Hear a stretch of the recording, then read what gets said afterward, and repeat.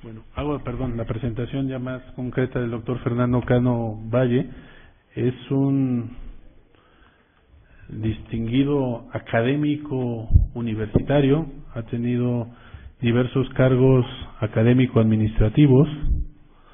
Siempre les recuerdo que la foto que está en el Palacio de la antigua Escuela de Medicina salió muy bien, porque ahí están las fotos de los exdirectores de la Facultad de Medicina y él está ahí. Entonces fue director también de la Facultad de Medicina, ha tenido otros cargos académicos, ha incursionado por instituciones como la Comisión Nacional de Derechos Humanos o el Instituto Nacional de Enfermedades Respiratorias.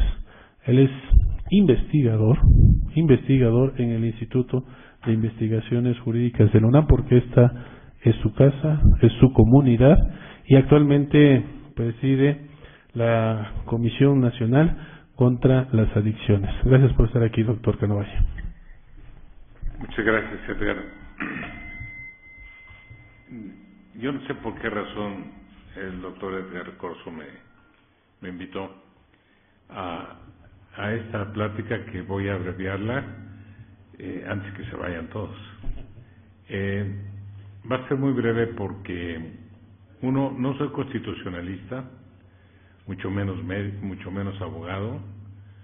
Soy médico y me dedico al análisis. La línea de investigación en el instituto es sobre derechos humanos y la salud. Esta intersección que no tiene que ver con la medicina privada y con los contratos y con todos los asuntos que tienen que ver, por ejemplo, con las enfermedades huérfanas o los medicamentos huérfanos, en donde han sido olvidados por el sistema de salud. Sin embargo, el denominado Seguro Popular los ha incorporado recientemente en el catálogo denominado Cauces, el catálogo que tiene 256 espacios y que sí ha sido incorporado en las enfermedades huérfanas. Pero hay muchos más. La aspiración de este país debería de ser Cauces total, sin excepción, todas las enfermedades. El artículo 4 de la Constitución Política de los Estados Unidos Mexicanos dice, entre otras, toda persona tiene derecho a la protección de la salud. Pasaron muchos años y es en 1983 cuando el constituyente prefirió usar en su lugar, como está ahí señalado, el derecho a la salud como derecho a la protección de la salud, ya que esta expresión de derecho a la salud es una más relativa a la viabilidad, es decir, a la protección.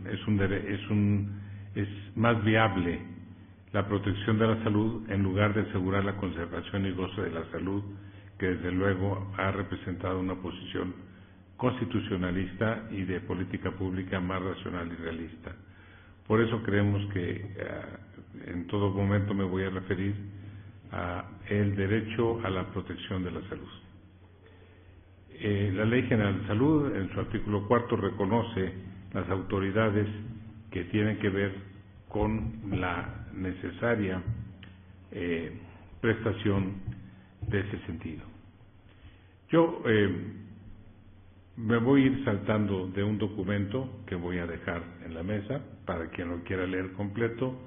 Voy a sacar fundamentalmente los conceptos por los cuales me muestro no solamente insatisfecho, sino totalmente contrario y crítico a las políticas de salud de México de los últimos 50 años. Han sido segmentadas, insuficientes, incapaces, y eso se refleja en un sistema de salud insuficiente, segmentado, y que en relación a las adicciones no incorpora el concepto. Y entonces, desde ese punto de vista, es un hecho no constitucional. Entonces, este tema, con base en la tesis de Víctor de Correa Lugo, señalo que los fines últimos del derecho a la salud son salvar vidas, mantener la salud y aliviar el sufrimiento. Pero eso es sin no contar con decisiones, medios, recursos disponibles, accesibles, aceptables y de calidad. Durante muchos meses, en los últimos 6 años, escuchamos que había cobertura universal en México. Y hoy sabemos que hay más de 10, 11 millones de personas que no tienen acceso alguno a la salud. Entonces, la Declaración Universal, ¿qué quiere decir? ¿Es todo para todos? Ningún país lo tiene. En el análisis lamentable de América Latina, la mayor parte de los países, salvadas excepciones, sus sistemas de salud son débiles y son insuficientes, y aún insuficientes en algunos casos no se vinculan a los instrumentos internacionales. Ustedes saben muy bien que la salud está incluido en varios tratados, instrumentos internacionales, no voy a hacer referencia, la Declaración Universal de los Derechos Humanos, el Pacto Internacional, el Pacto Internacional de Derechos Económicos y Sociales y Culturales, etcétera, etcétera. Pero sí es necesario mencionar 2 criterios que necesariamente tienen que estar incorporados en el marco constitucional.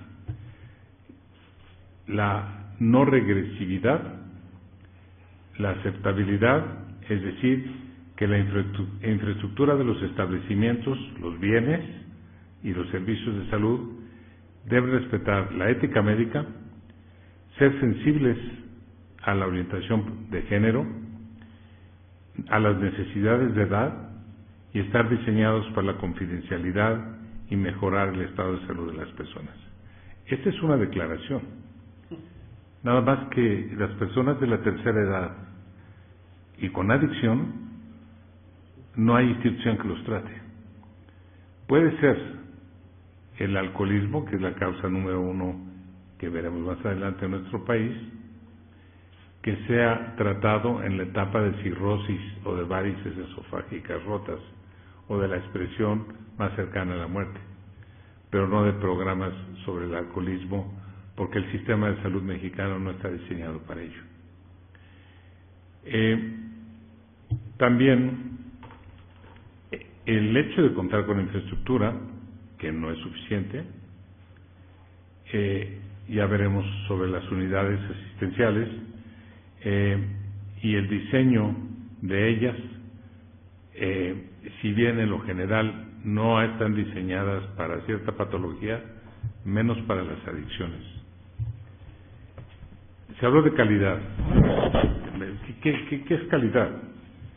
Bueno, pues es un estándar referido a infraestructura de los establecimientos, en donde deben ser apropiados científicamente, médicamente, con personal capacitado, con medicamentos no caducos, aprobados científicamente, y aquí pueden estar en el cuadro básico, pero el cuadro básico es gigantesco y no garantiza de ninguna manera el desabasto. Hay desabasto en una buena parte de las unidades asistenciales. El primer nivel asistencial que no existe en el país, el IMSS tiene sus clínicas familiares, el ISSSTE tiene sus consultorios y clínicas, la Secretaría de Salud tiene sus unidades médicas asistenciales, todas inconexas. Uno puede ir al IMSS y no es atendido porque es derechohabiente del ISSSTE por ser trabajador del Estado. Y esta figura del Seguro Popular, que tiene y está orientada a que la cobertura del ISSSTE, del IMSS y el Seguro Popular sea el tripié de la nueva visión de la ampliación para hacer universal vía el crecimiento a través de la seguridad social. Por vez primera se reconoce realmente que el sistema de salud de México es insuficiente y segmentado. La seguridad social como política actual pareciera que es una opción interesante, posible y que necesariamente tendrá que abordarse con otro enfoque. El esquema de salud de México ha estado agotado, aunque se dice que hay una línea continua desde el presidente de la Madrid hasta la fecha. La verdad es que las políticas no han sido suficientes. El derecho humano a la protección de la salud ahora va a tomar, porque ya se dijo y seguramente ya se mencionó ayer y en el transcurso de la mañana, una nueva vertiente a través de junio de 2011. Aquí las reformas en donde se incorpora a la Constitución el enorme concepto de los derechos humanos obliga a que el Plan Nacional o el Programa de Salud de este país esté alineado el Plan Nacional de Desarrollo y a un sistema vinculado con los derechos humanos. Así que las reformas necesariamente abren nuevas opciones. Una de ellas es el interés legítimo general. Esta es una nueva figura en la materia de amparo y se refiere a que cuando se gana a la contraparte en el juicio de amparo, los efectos o consecuencias serán generales. Esto quiere decir que el objeto del amparo otorgado podrá ser utilizado en beneficio de otras personas en un caso similar. Y aquí es donde se abre la vertiente para la atención a las personas con adicciones, en donde no han sido atendidos en la mayor parte de las instituciones. El Seguro Social, por ejemplo, tiene un contrato con los centros de integración juvenil, que son 115 unidades asistenciales, y que les paga al año 40,000 pesos por atender a las personas con adicciones. Pero no 40,000 pesos per cápita, 40,000 pesos total. Es verdaderamente absurdo. Cae en lo absurdo, pero así es.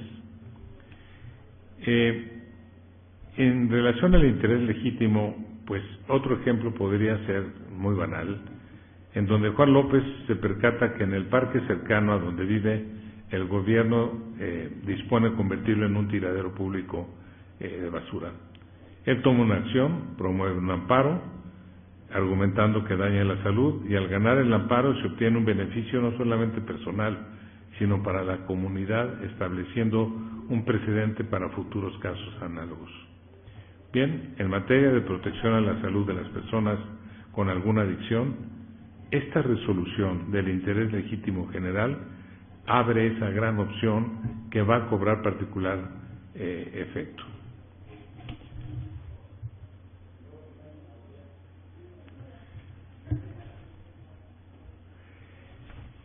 Las políticas públicas en nuestro país, y ya en el tema específicamente de adicciones, tienen más de 40 años de llevarse a cabo diversas actividades. Tabaco, por ejemplo, sin embargo, hoy se fuma más y en una etapa más temprana. Ya mencionaré algunas cifras.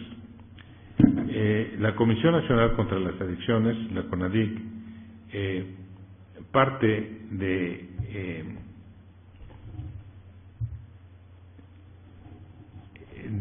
el diseño de políticas públicas. Es la estructura federal responsable de la prevención, el tratamiento, la rehabilitación y la reinserción social. Sobre cada uno de ellos mencionaré algunos aspectos en forma muy sucinta. La CONADIC es este órgano encargado. Las políticas públicas parten de esta oficina, pero está alineado al Plan Nacional de Desarrollo, en esta ocasión, de la Meta 1, denominada México en Paz, con distintos objetivos y estrategias que no voy a mencionar, están publicados, están en la página, con el Programa Nacional para la Prevención Social de Violencia, con la Secretaría de Gobernación, y en el convenio marco de la OMS para reducir el control del tabaco y otras estrategias. Bien, ¿qué sucede con el consumo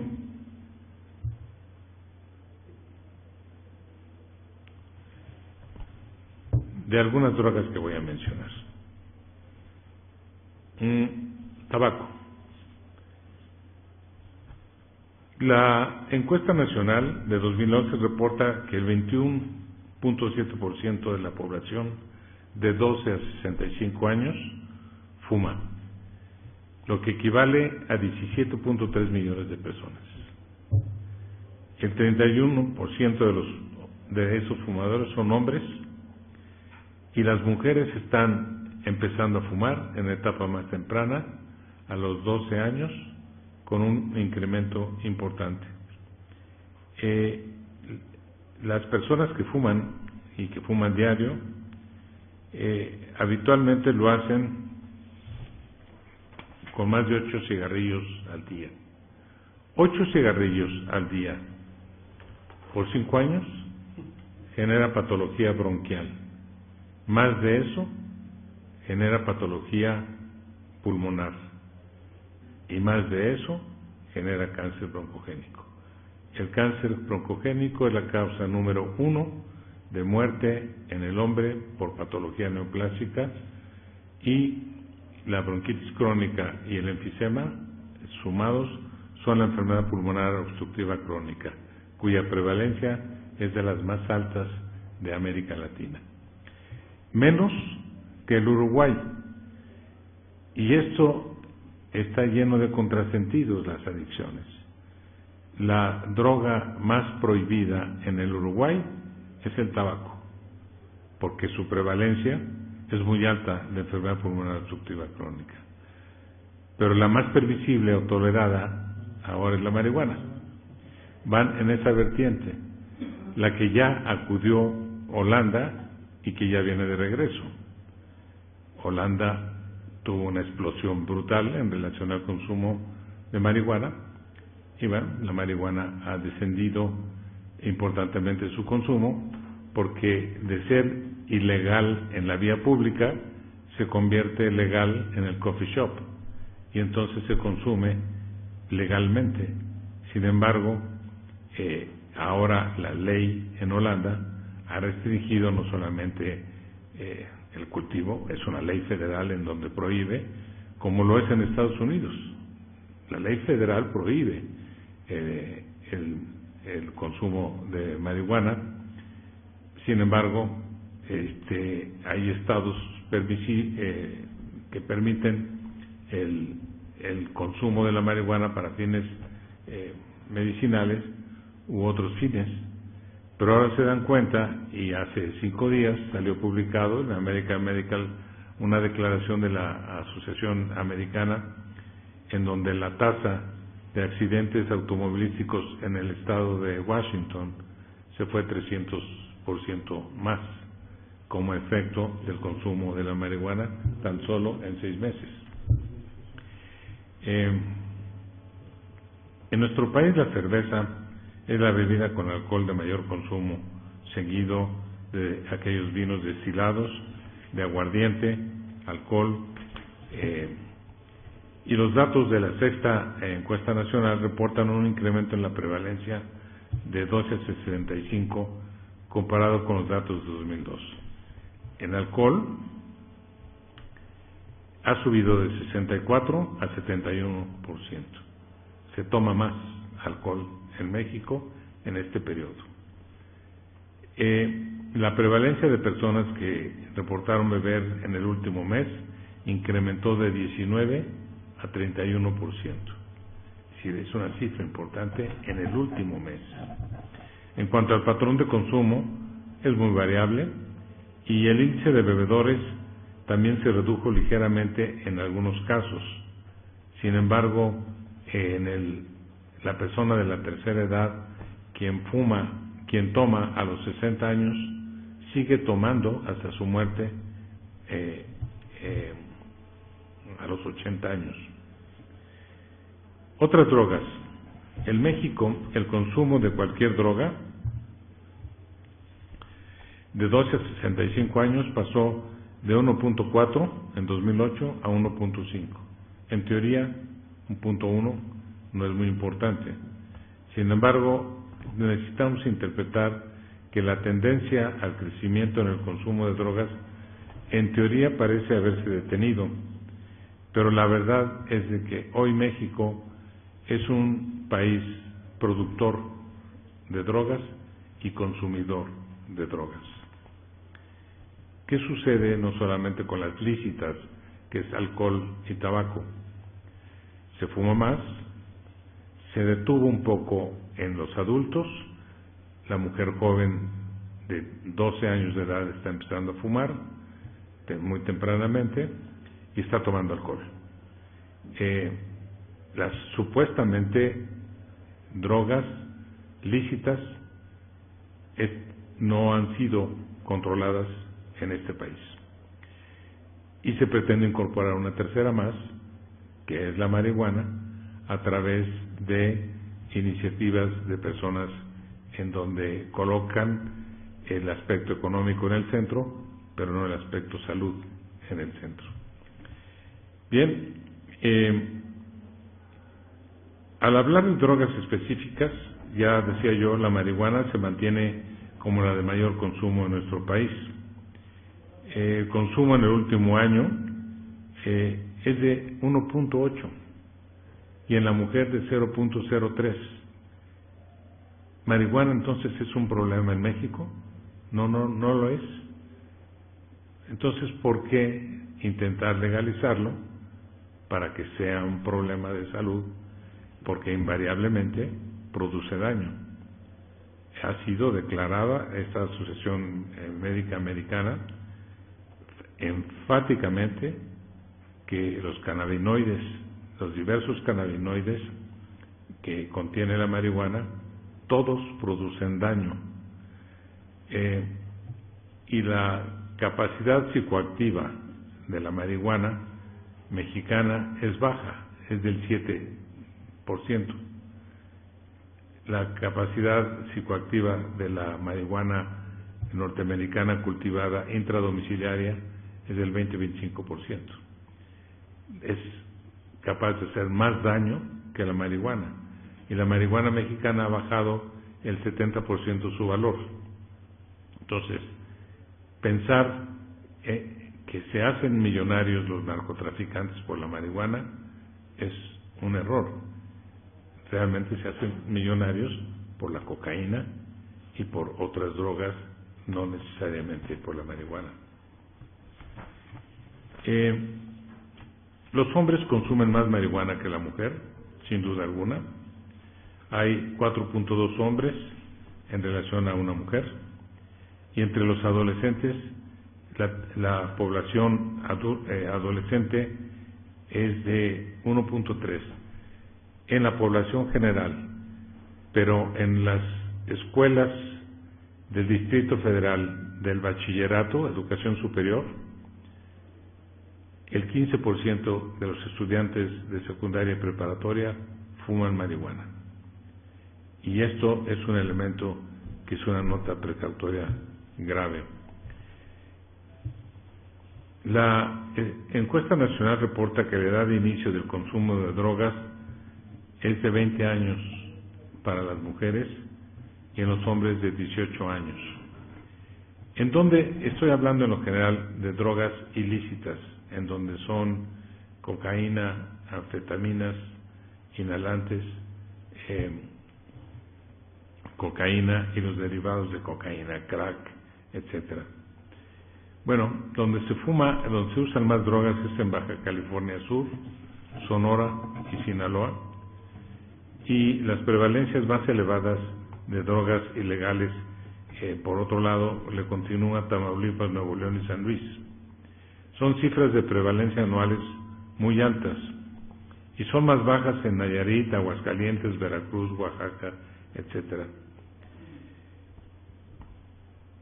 México, el número de personas dependientes del consumo de drogas en los últimos 3 años pasó de 450,000 personas adictas a 550,000 personas adictas.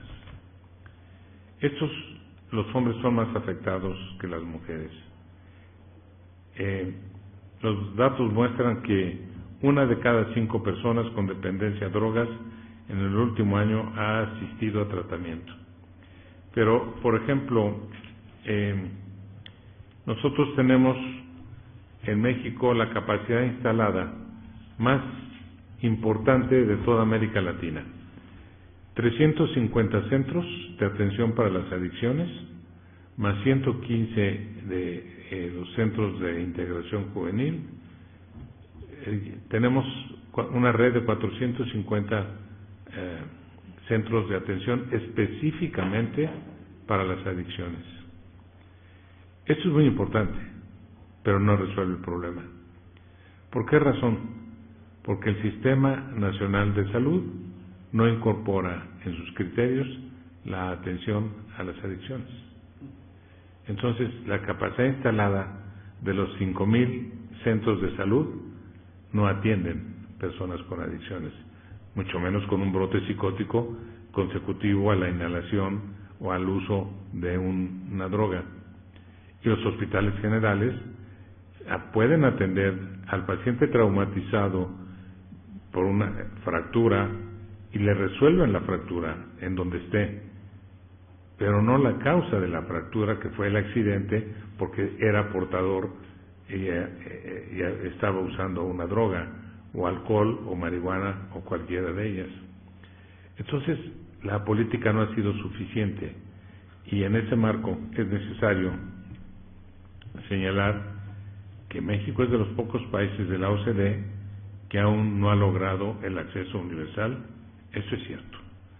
Solamente fue el acceso universal en México cubierto cuando salía en el radio, pero en la realidad es otra. Para tener la cobertura es necesario reformular las políticas de salud. Ya están apuntadas, tiende mediante la seguridad social, será IMSS, será ISSSTE, portabilidad con el Seguro Popular, porque de otra manera el número de personas seguirá creciendo, pero no la capacidad instalada. El número de especialistas en adicciones es muy bajo, pero les puedo decir que hay 3,600 psiquiatras en todo el país. El 65% están en el Distrito Federal y se dedican a la medicina privada. El resto participa en instituciones públicas, y la minoría de los psiquiatras en México atienden adicciones. Es decir, si el especialista, que es el psiquiatra, no atiende adicciones, bueno, el médico general tampoco tiene la capacidad y el conocimiento para atender las adicciones. ¿A dónde hay que orientar las políticas? A la capacitación de los médicos generales y a la incorporación de los especialistas y a la formación de recursos humanos. ¿En dónde? En estas instituciones, en las universidades y en las carreras técnicas especializadas en adicciones. Con eso cierro mi comentario. Es cierto, nosotros tenemos que trabajar mucho más en relación al derecho a la protección de la salud, pero el adicto, la persona con una adicción, de la mayor parte, ya hablaron de niños, de mujeres, de la tercera edad, etcétera. El adicto es el más desprotegido de todos, el más lábil, y el Sistema Nacional de Salud tiene que enfocar y tiene que colocar en su radar que la persona con adicción no es un criminal. La persona con adicción es un enfermo psiquiátrico, y requiere del abordaje del especialista y del manejo especializado, que es muy amplio. Los modelos existen, están funcionando. El número de millones de consultas que da CIJ, los Centros de Integración Juvenil, que son más de 7 millones, que se suman a los de los centros de atención primaria para las adicciones no son suficientes. Necesitamos ampliar la cobertura, pero no a través de construcciones, sino a través de que las que ya están construidas, que se llaman hospitales generales, centros de salud, participen en esta política. Bueno, con esto termino, agradeciendo una vez más la invitación de venir a hacer estos comentarios sobre las adicciones y el derecho a la protección de la salud en México.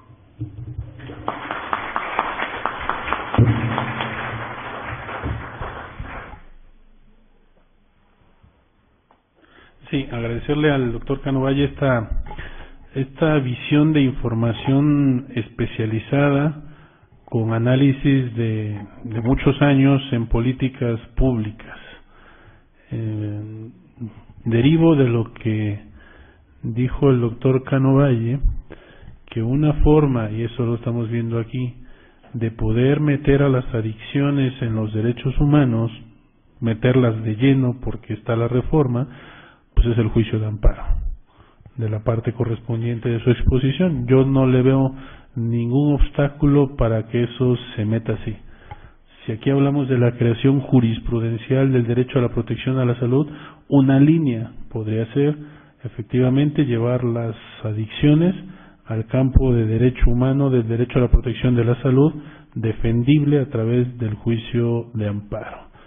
No creo que sea la única vía, lo ha señalado muy bien. La otra vía es políticas públicas, ya está debe estar inserta en el Plan Nacional de Desarrollo, y lo que me parece que debiera ser más sencillo, pero no lo es, ya nos lo dirá él, es por qué no forma parte del sistema correspondiente de salud pública la adicción y beneficiarse por consiguiente de todas esas instalaciones para tener un tratamiento más puntual, más cercano. No sé si sea cuestión de costo o porque no se ve como parte de una enfermedad que tiene que ver con los derechos humanos, por una predisposición de que quien es adicto no es completamente una persona humana, no lo sé, pero ahí parece ser que hay alguna cuestión. Le hicieron una pregunta, doctor, si quiere contestar. Sí, ahorita contesto esta pregunta de Javier Álvarez, pero en lo que refiere Edgar, el asunto no es recurso. Nunca se había tenido tanto dinero en México como ahora para la salud. Hay recursos financieros, pero hay subejercicio en algunas áreas, por otro lado hay dispendio y por otro lado hay opacidad, porque la descentralización de los sistemas de salud se envía el recurso vía ramo 33, AFASP, etcétera, etcétera, vía una estructura administrativa a los gobiernos de los estados, que no necesariamente utilizan ese recurso en salud, y esto es un problema. Bueno, entonces, recursos sí hay, es necesario mayor transparencia en el uso de los recursos. Pero por otro lado, pues, la guerra ha sido un acto fallido del Estado, porque se equivocó en la política y no fue suficientemente establecida la estrategia, pensando que era un problema de armas, y es un problema social, es un problema de educación, es un problema de infraestructura, es un problema totalmente diferente a cómo se ha abordado, y ese viraje tendrá que darse, de hecho se está dando, y se tendrá que ampliar tratando en la comunidad la problemática de acuerdo a la densidad criminal, al consumo de drogas y a las condiciones generales de la población. Uno de los temas que le compete a la ley son nuevas estrategias que la legislación permita. En Estados Unidos hubo una explosión brutal en los años 80 con el uso de crack, que saturaron las cárceles por el consumo, y de ahí se generó el sistema de los tribunales de drogas. Los tribunales de drogas, o los court of drugs, han sido una estrategia extraordinariamente útil en Estados Unidos. Hay 2.600 cortes de drogas que permiten no vaciar las cárceles, pero sí a la persona que ha hecho un acto delictivo, tratarlo bajo programas específicos y reinsertarlo socialmente. En México está en ciernes, pero existe la experiencia en Nuevo León de las cortes de drogas o de los tribunales de drogas, y en 5 estados próximamente se abrirán los tribunales de drogas en el Estado de México, en el DF, en Morelos, en Baja California, etcétera. Es otra vertiente que viene de un esquema de la common law aplicado al sistema mexicano, pero yo veo con enorme esperanza la posibilidad de que las cortes de drogas o los tribunales de drogas en el ámbito de los adolescentes pueda ser de gran utilidad para poder a ese primo delincuente ya sancionado por 5 o 6 años recuperarlo y reinsertarlo en la sociedad. Dice Javier Álvarez, las adicciones inhalables con nuevos aromas y sabores es el reflejo de lo más perverso que hay. Los inhalantes, que eran el thinner en un principio, y ahora hay N de sustancias inhalantes que se utilizan para la manufactura de metales, maderas, etcétera, etcétera. Bueno, era una característica lamentable de los niños de la calle, que se denominan. Ya escaló a las escuelas. Encontramos niños que inhalan sustancias con las monas famosas estas, que son algodones, etcétera. Pero lo más perverso es que ahora estimulan no solamente la vía olfatoria, sino el sabor. Le han dado sabor y entonces inhalan y al mismo tiempo estimulan el sabor de esa sustancia. Lo lamentable de esta circunstancia es de que a una persona que fuma marihuana a lo largo de un año, con el tratamiento específico, lo podemos recuperar con un mínimo daño, pero deja secuelas en el cerebro. Una persona que usa sustancias inhalables, una vez de que lo usa durante una semana, el cerebro se lesiona de tal manera que ya no lo recuperamos. Entonces se convierte en una persona irrecuperable porque se destruye centros fundamentales, el núcleo accumbens, que es el que rige nuestra capacidad de socializar, se destruye y esa persona queda incapaz para cualquier actividad. Los inhalables y con los saborizantes es la forma más perversa de destruir a un niño y a un adolescente, y se está dando en nuestras calles, pero ya no solamente en las calles sino en las escuelas. ¿Cuál es el contraveneno? La forma se llama educación, y la educación tiene que ser en la familia y por supuesto en la escuela.